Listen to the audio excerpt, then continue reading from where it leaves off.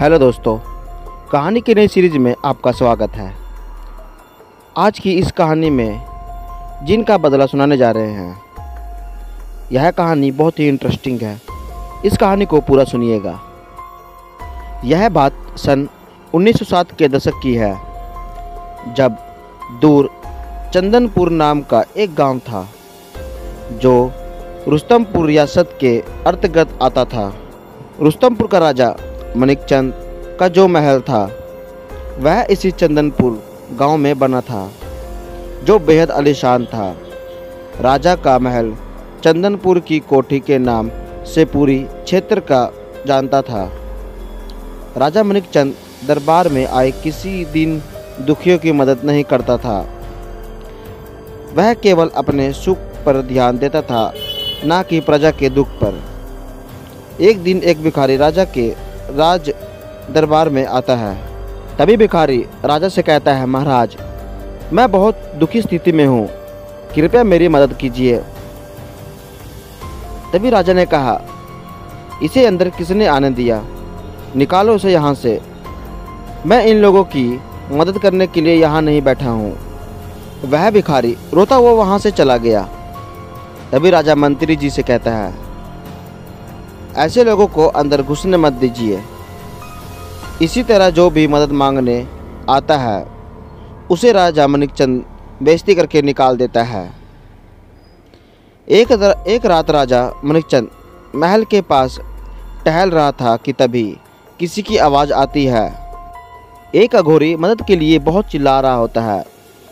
तभी राजा कहता है, यह किसकी आवाज़ आ रही है? राजा मनिकचंद देखता है कि महल के पास ही एक अघोरी बुरी स्थिति में है और मदद के लिए पुकार रहा है। तभी राजा कहता है, क्या हुआ है तुम्हें? अघोरी बोलता है, मैं बहुत ही बुरी स्थिति में हूँ, मेरी तबीयत बहुत ख़राब है, कृपया मेरी मदद करो। तभी राजा कहता है, मैं किसी की मदद नहीं करता, तुम लोग का नाटक मैं खूब समझता हूँ। चलो चलो निकलो यहाँ से। जिसके बाद अघोरी सुन के कहता है, मैं सच कह रहा हूँ, कृपया मेरी मदद करो। राजा ने कहा, मुझे कुछ नहीं सुनना, तुम निकलो यहाँ से। तभी अघोरी कहता है, तुम बहुत बुरे इंसान हो, देखना एक दिन इसके बदले में तुम्हें क्या क्या झेलना पड़ेगा। राजा मनिकचंद अघोरी की बात नहीं सुनता और वहाँ से चला जाता है। अगले दिन पता चलता है कि उस अघोरी ने महल के बाहर ही अपना प्राण त्याग दिया। राजा कहता है मंत्री से, जल्द से जल्द इसकी लाश को ठिकाने लगवा दो। कई महीने बीत जाते हैं। फिर एक दिन कुछ लोग मनिकचंद से मिलने आते हैं और किसी गंभीर मुद्दे पर बात करते हैं। तभी राजा मंत्री से कहता है, कल कुछ लोग आए थे, कह रहे थे कि हमारा राज्य पर बहुत संकट आने वाला है। जिसके बाद मंत्री कहता है, हाँ महाराज, सुनने में तो ऐसा आ रहा है कि राजपाट ज़्यादा दिन तक नहीं चल पाएगा। तभी कुछ दिनों बाद बढ़ते कालक्रम को बदलते दौर के साथ साथ एक दिन वक्त की मार राजा मनिकचंद की रियासत पर पड़ी। सरकार ने सारी रियासतों का विलय भारत सरकार के अधीन कर दिया था। सभी राज्यों की रियासतों उनसे छीनी जाने लगी। मनिकचंद भी उनमें से एक थे। राजा मनिकचंद अब अपनी रियासत के लोगों में सिर्फ मनिकचंद हो गए थे। रुतबा बरकरार रखने के लिए रियासत में कब्जा की गई ज़मीनों बेचने जाने लगी और ज़मीन बेचकर आए पैसे से शान और शौकत बरकरार रखने की कोशिश करने जाने लगा। धीरे धीरे सभी ज़मीन जायदाद ख़त्म हो गए और मनिकचंद फ़कीर हो गए। इसी के साथ मनिकचंद का सारा घमंड कांच की तरह टूटकर चूर चूर हो गया था। अब मनिकचंद को सब आम इंसान के दुखों के बारे में पता चल रहा था। एक दिन अचानक मनिकचंद की पत्नी ने कहा, आप तो ठहरे राजा साहब, आपके लिए तो मेहनत मजदूरी बनी ही नहीं। घर का खर्च चलाने के लिए लग रहा है कि मुझे ही काम करने के लिए घर की दहलीज लांघने की जरूरत होगी। राजा मणिकचंद को अपनी पत्नी की बात इतनी बुरी लगती है कि उन्हें खुद से घृणा होने लगती है और राजा मन में सोचता है कि यह सब मेरे ही करने का फल है। मैंने आज तक इतने गलत काम किए हैं, उसकी सजा है ये। गांव के बाहरी तरफ एक खंडर हो चुका एक मंदिर था। वहां पर पूजा पाठ नहीं होती थी और ना ही इधर कोई आता जाता था। मणिकचंद उस मंदिर में जाकर बैठ गया। सारी बात सोच सोच कर मणिकचंद अपना आपा खो देता है और मंदिर की चौखट पर अपना सिर पटक पटक कर अपनी जान देने की कोशिश करने लगता है। सिर पटक पटक कर होने वाला दर्द राजा की बुद्धि के द्वार खोल देता है। उसे यह आभास हुआ, मेरे ना होने से मेरी पत्नी और मेरे राज्य की हालत और भी ज़्यादा बिगड़ जाएंगे। मैं आत्महत्या नहीं कर सकता हूँ। इस तरह मणिकचंद ने आत्महत्या का इरादा बदल लिया। सिर पटकने की वजह से खून बहुत निकल रहा था और वह खून उसी खंडर के पास रखे एक फूलदान पर जा गिरता है। जैसे ये खून उस फूलदान में गिरता है, फूलदान में से एक जिन निकलकर बाहर आता है। जिन को मानव के खून की प्यास आज जाकर बुझ पाई और बाहर निकलकर कहता है, मैं आज़ाद हो गया हूँ। तभी राजा देखकर पूछता है, कौन हो तुम? जिसके बाद जिन कहता है, मैं इस खंडर का जिन हूँ, इसी फूलदान में रहता हूँ। एक अघोरी ने मुझे 70 साल पहले इसी फूलदान में कैद कर दिया था। तभी राजा कहता है, फिर तुम बाहर कैसे आ गए?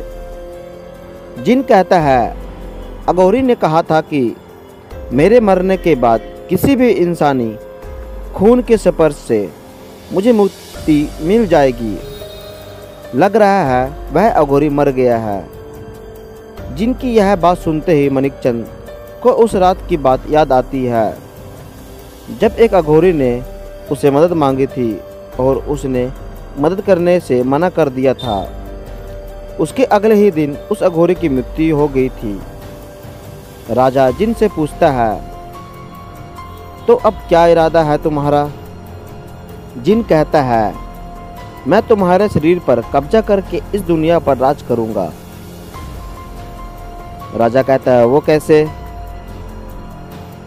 जिन ने कहा, जिस शरीर के खून से मुझे मुक्ति मिलेगी, उस शरीर को धारण कर लेने से मेरी शक्ति 7 गुना बढ़ जाएगी। मैं तुम्हें ख़त्म करके तुम्हारा शरीर हासिल कर लूँगा। तभी राजा कहता है, मुझे छोड़ दो। अभी कुछ देर पहले तक मुझे मौत का बिल्कुल भी डर नहीं था, पर अब मुझे अपने परिवार और राज्य की चिंता हो रही है। तभी जिन कहता है, कैसी चिंता? बोलो, मैं तुम्हारे शरीर के बदले कुछ भी करने को तैयार हूँ। राजा ने कहा, यह एक बहुत बड़ा निर्णय है जिसे मैं तुरंत नहीं ले सकता। मुझे मेरे परिवार से इसके बारे में चर्चा करनी होगी। जिन ने कहा, ठीक है, यह इत्र लो, मैं तुम्हें महीने का वक्त देता हूँ। वह इत्र 1 महीने तक ख़त्म नहीं होगा। इस इत्र की खुशबू जहाँ तक चलेगी, तुम्हारा राजपाट तुम्हें वहाँ तक मिलता रहेगा। उस क्षेत्र में मौजूद लोग तुम्हें फिर से राजा मानने लगेंगे। और जिन कहता है, याद रहे, ठीक 1 महीने बाद तुम्हें अपने आप अपनी स्थिति में बेहोश हो जाओगे और तुम्हारे शरीर पर मेरा कब्जा हो जाएगा। फिर मैं इस दुनिया का सबसे ताकतवर इंसान बन जाऊंगा। राजा जिन का दिया हुआ इत्र अपने शरीर पर लगा लेता है और अपने महल की तरफ बढ़ने लगता है। जहाँ जहाँ से राजा गुजर रहा था, वहाँ वहाँ उसे अद्भुत बदलाव देखने को मिला। उसके महलों में करदाताओं का आना फिर से चालू हो गया। रियासतों की दीवारें फिर से चमकने लगी। जिनके दिए हुए इत्र की इस खुशबू ने राजा मनचंद की राजाशाही को फिर से लौटा दिया। एक दिन राजाशाही के वापस मिलने के बारे में राजा की पत्नी ने राजा से जिक्र किया, भला इतनी बदलाव कैसे हो रहा है। तभी राजा ने अपनी पत्नी को पूरी बात बताई। यह सब सुन रानी जोर जोर से रोने लगी। रानी रोते हुए उस जिन से कहिए कि अपना सारा राजपाट वापस ले जाए, मैं आपको कहीं नहीं जाने दूंगी। तभी राजा कहता है, अब कुछ नहीं हो सकता। 1 महीने बाद मेरी मृत्यु निश्चित है। मैं बस 1 महीने का जीवन इसलिए बचा कर जी रहा हूँ ताकि अपने परिवार को इस काबिल कर जाऊँ कि वापस तुम्हें इस दहलीज को पार करने पर मजबूर ना हो। तभी रानी कहती है, मैं कहीं नहीं जाऊंगी और ना ही आपको जाने दूंगी। तभी राजा कहता है, खुद पर काबू लाओ। कल 1 महीना पूरा हो जाएगा और मैं कल हमेशा के लिए तुम लोगों को छोड़कर चला जाऊंगा। वह रात और आने वाला दिन पूरी तरह डर में बीतने लगा। राजा महीने के आखिरी दिन उस जिन के वापस आने का इंतजार करने लगा। सुबह से लेकर शाम बीत गई पर जिन नहीं आया। राजा के मन में जीवन के प्रति चेष्टा और चाहत बढ़ने लगी। राजा को लगा कि जिन शायद भूल गया कि उसे आज मेरा शरीर लेने वापस आना है। फिर अचानक ही राजा के मन में विचार आया, यह गलत है। जिन ने अपने किए हुए वादे अनुसार मेरा राजपाट मुझे लुटा दिया। मेरा परिवार मेरे ना होने के बावजूद सुख में जीवन जी सकता था। मुझे भी मेरा कर्तव्य निभाना होगा। मैं इतना लोभी नहीं हो सकता। मुझे राजधर्म निभाना होगा। यह सब सोचकर राजा वापस उस खंडर वाले मंदिर में पहुंचकर उस जिन को खोजने लगा। राजा खंडर में आवाजें लगाते हुए कहा, जिन देखो, मैं वापस आ गया हूँ। तुम मेरा शरीर ले सकते हो। अभी अचानक से जिन प्रकट हुआ। जिन ने कहा, तुम आ गए मणिकचंद। राजा कहा, हाँ, तुम्हें इस इत्र की खुशबू मेरा राजपाट मुझे वापस कर दिया, इसके लिए शुक्रिया। अब मेरे अपने कहे अनुसार मैं अपना शरीर तुम्हें वापस देने आया हूँ। जिन ने कहा, तुम तो सच में एक ईमानदार राजा निकले। अपनी जुबान का ईमानदार होना ही एक राजा का पहला कर्तव्य होता है। तभी जिन कहता है, एक बार अपने सिर को घुमाकर अपने आसपास देखो। राजा अपने चारों तरफ देखता है तो वह खंडहर एक खूबसूरत मंदिर बन चुका था। राजा ने कहा, यह खंडहर एक आलीशान मंदिर कैसे बन गया। जिसके बाद जिन कहता है, तुम्हारे इत्र को लगाकर इस मंदिर में आ जाने से इस मंदिर का भी कल्याण हो गया और यह भी एक तीर्थ स्थान बन गया। और राजा कहता है, तो इससे मेरी मृत्यु का क्या संबंध। तुम अपना कार्य करो, ले जाओ मेरा शरीर। तभी जिन ने कहा, जब तक मैं इस खंडर में था तब तक इस खंडर का एक जिन हुआ करता था। मेरी बत्ती भी राक्षसों वाली थी। अब मैं इस समय मंदिर में मौजूद हूँ। मैं तुम्हारे शरीर और प्राण नहीं ले सकता हूँ। राजा कहता है, इस खंडर के मंदिर बन जाने से तुमने क्या परिवर्तन आ गया है भला। जिन ने कहा, यह खंडर ही मेरा घर था, क्योंकि कई सालों से मैं इसी खंडर में कैद था। तुमने मुझे इस खंडर से आज़ाद करवाया, तब भी मैं जिन ही था, क्योंकि यह स्थान तब भी एक खंडर ही था। लेकिन अब इस खंडर में तीर्थ बनने से मेरी राक्षसी प्रवृत्तियों का नाश हो गया है। जाओ, तुम आज से आज़ाद हो। तुम्हारी मृत्यु तुम्हारे समय के अनुसार होगी। तभी राजा ने कहा, ठीक है, मैं इस तीर्थ में यज्ञ करवाऊंगा और इस प्रकार की कथा सबको सुनाऊंगा।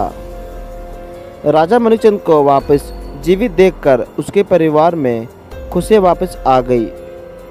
कुछ ही दिनों में उस खंडर वाले मंदिर में यज्ञ हुआ और परोपकार की कथा सुनाई गई।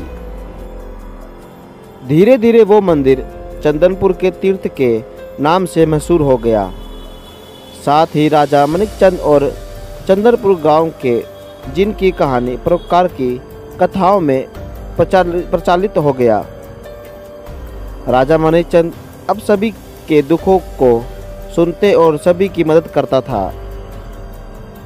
दोस्तों, आपको यह कहानी अगर अच्छी लगी तो वीडियो को लाइक करके चैनल को सब्सक्राइब कर दें।